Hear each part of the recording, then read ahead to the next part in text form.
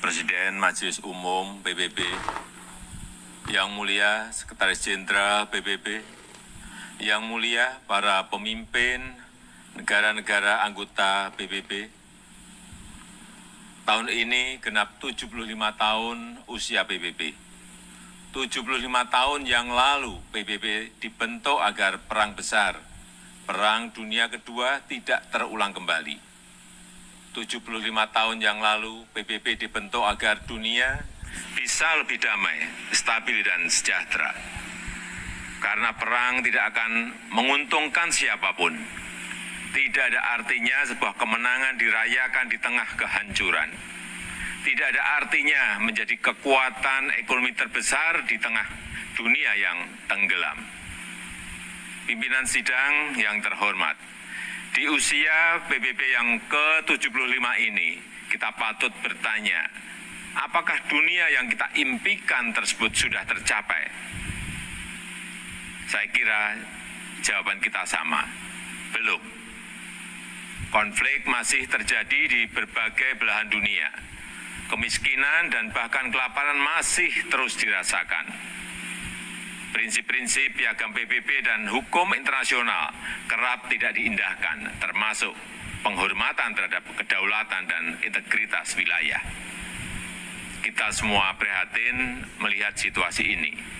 Keprihatinan kita menjadi semakin besar di saat pandemi COVID-19 ini.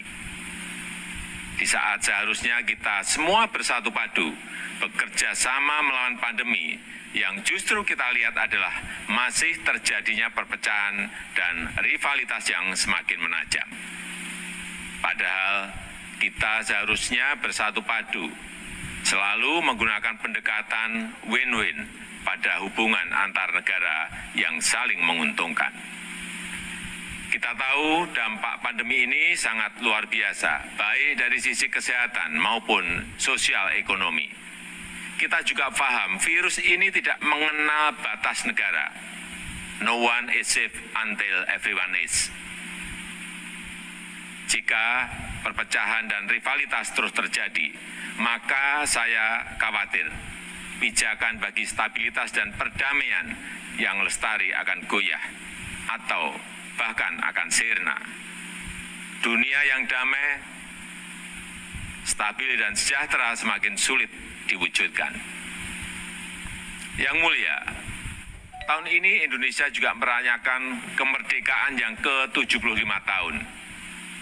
Dan sudah menjadi tekad kami, Indonesia terus berkontribusi bagi perdamaian dunia sesuai amanah konstitusi. Indonesia akan terus memainkan peran sebagai bridge builder, sebagai bagian dari solusi. Secara konsisten, komitmen ini terus dijalankan Indonesia, termasuk saat Indonesia duduk sebagai anggota Dewan Keamanan PBB. Spirit kerjasama akan selalu dikedepankan Indonesia, spirit yang menguntungkan semua pihak tanpa meninggalkan satu negara pun. No one, no country should be left behind. Persamaan derajat inilah yang ditekankan oleh Bapak Bangsa Indonesia, Soekarno, Bung Karno, saat konferensi Asia Afrika di Bandung tahun 1955 yang menghasilkan Dasar-Sila Bandung. Hingga kini prinsip Dasar-Sila Bandung masih sangat relevan, termasuk penyelesaian perselisihan secara damai, pemajuan kerjasama, dan penghormatan terhadap hukum internasional. Palestina adalah satu-satunya negara yang hadir di konferensi Bandung yang sampai sekarang belum menikmati kemerdekaannya. Indonesia terus konsisten memberikan dukungan bagi Palestina untuk mendapatkan hak-haknya. Di kawasan kami sendiri, bersama negara-negara ASEAN lainnya, Indonesia terus menjaga Asia Tenggara sebagai kawasan yang damai, stabil, dan sejahtera. Pada hari jadinya yang ke-53 8 Agustus 2020 yang lalu, ASEAN kembali menegaskan komitmennya untuk terus menjaga perdamaian dan stabilitas kawasan. Spirit kerjasama dan perdamaian inilah yang kemudian didorong Indonesia ke kawasan yang lebih luas, kawasan Indo-Pasifik melalui ASEAN Outlook on the Indo-Pacific. Yang mulia, melihat situasi dunia saat ini, izinkan saya menyampaikan beberapa pemikiran. Yang pertama, PBB harus senantiasa berbenah diri, melakukan reformasi, revitalisasi, dan efisiensi. PBB harus dapat membuktikan bahwa multilateralism delivers, termasuk pada saat terjadinya krisis. PBB harus lebih responsif dan efektif dalam menyelesaikan berbagai tantangan global. Dan kita semua memiliki tanggung jawab untuk terus memperkuat PBB agar PBB tetap relevan dan semakin kontributif sejalan dengan tantangan zaman. PBB bukanlah sekedar sebuah gedung di kota New York, tapi sebuah cita-cita dan komitmen bersama seluruh bangsa untuk mencapai perdamaian dunia dan kesejahteraan bagi generasi penerus. Indonesia memiliki keyakinan yang tidak tergoyahkan terhadap PBB dan multilateralisme. Multilateralisme adalah satu-satunya jalan yang dapat memberikan kesetaraan. Kedua, kolektif global leadership harus diperkuat. Kita paham bahwa dalam hubungan antar negara, dalam hubungan internasional, setiap negara selalu memperjuangkan kepentingan nasionalnya. Namun, jangan lupa, kita semua memiliki tanggung jawab untuk kontribusi menjadi bagian dari solusi bagi perdamaian, stabilitas, dan kesejahteraan dunia. Disinilah dituntut peran PBB untuk memperkokoh kolektif global leadership.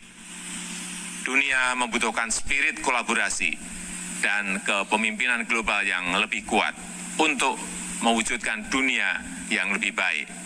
Ketiga, kerjasama dalam penanganan COVID-19 harus kita perkuat, baik dari sisi kesehatan maupun dampak sosial ekonominya. Vaksin akan menjadi game changer dalam perang melawan pandemi. Kita harus bekerja sama untuk memastikan bahwa semua negara mendapatkan akses setara terhadap vaksin yang aman dan dengan harga terjangkau. Untuk jangka panjang, tata kelola ketahanan kesehatan dunia harus lebih diperkuat. Ketahanan kesehatan dunia yang berbasis pada ketahanan kesehatan nasional akan menjadi penentu masa depan dunia. Dari sisi ekonomi, reaktivasi kegiatan ekonomi secara bertahap harus mulai dilakukan dengan melakukan koreksi terhadap kelemahan-kelemahan global supply chain yang ada saat ini. Aktivasi ekonomi harus memprioritaskan kesehatan warga dunia. Dunia yang sehat, dunia yang produktif harus menjadi prioritas kita. Semua itu dapat tercapai jika semua bekerja sama, dan bekerja sama. Mari kita memperkuat komitmen dan konsisten menjalankan komitmen untuk selalu bekerja sama. Demikian, terima kasih.